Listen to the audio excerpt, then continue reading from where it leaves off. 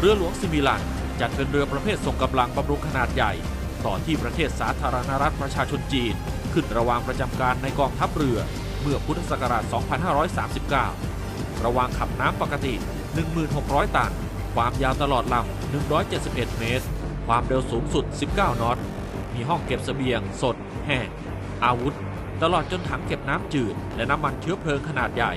และมีระบบการขนส่งสิ่งของกลางทะเลในระหว่างเรือเดินที่มีประสิทธิภาพสูง